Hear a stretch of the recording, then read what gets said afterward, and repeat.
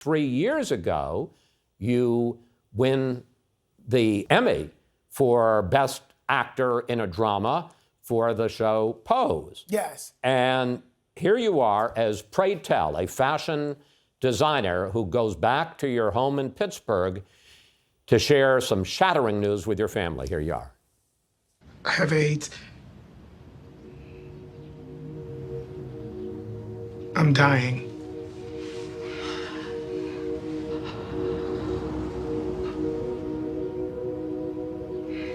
I have been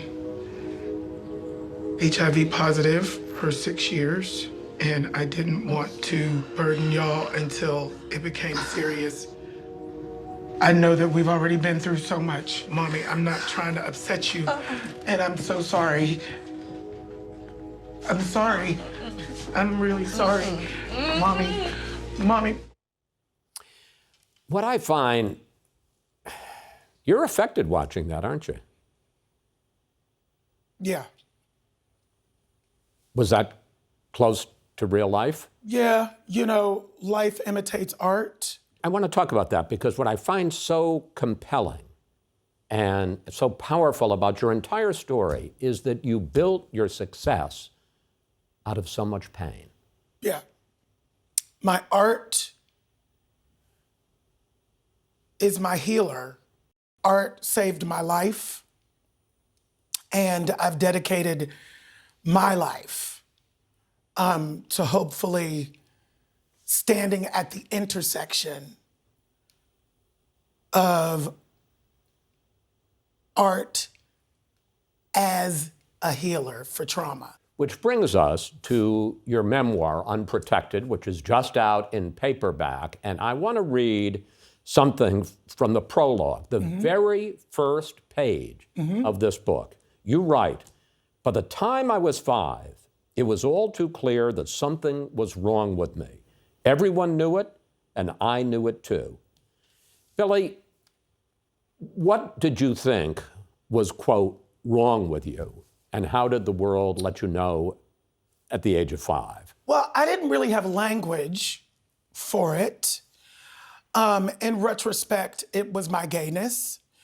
In retrospect, I was a sissy.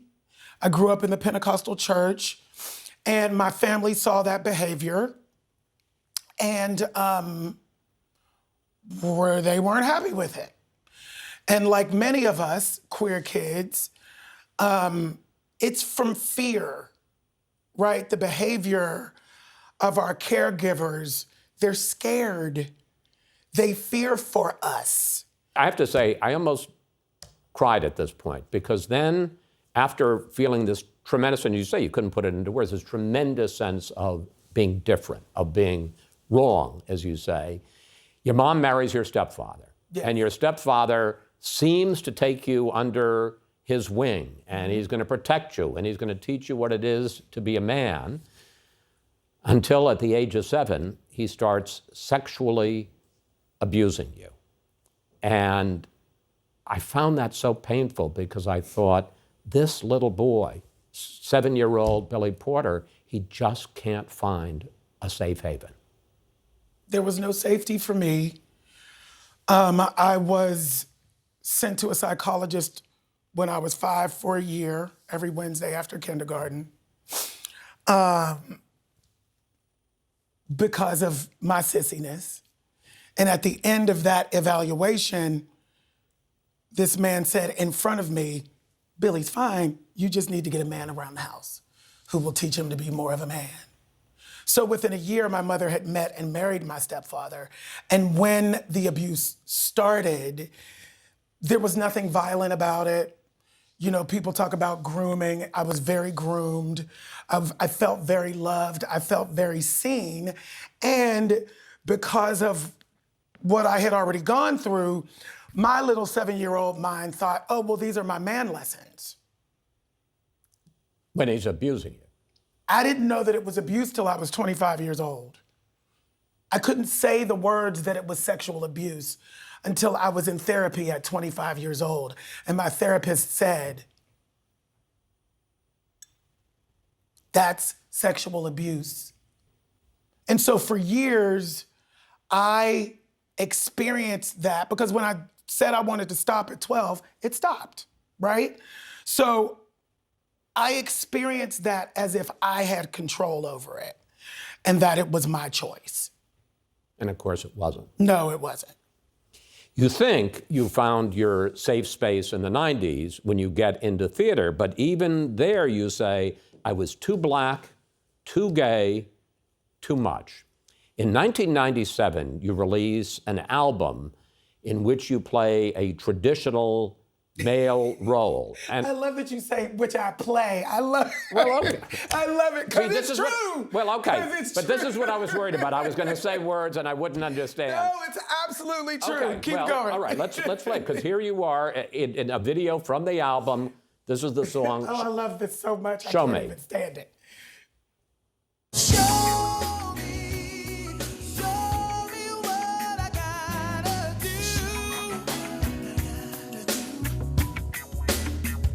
And baby, if you love me, I'll do anything for you.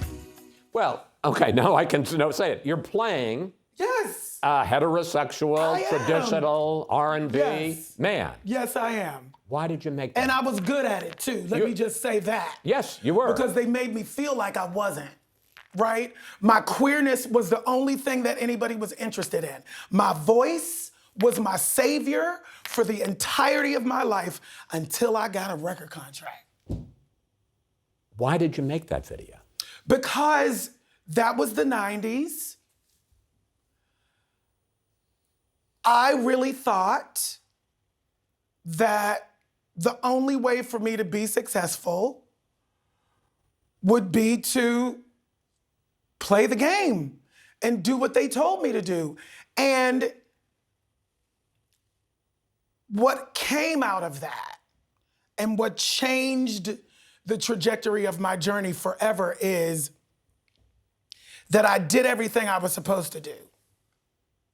I did everything I was told to do. I was as straight as I could be. I sang the music that I was supposed to. I showed up in the way that I was supposed to. And I failed anyway. And at the end of that journey, when it all imploded, I thought, there is nothing worse than failing as somebody else.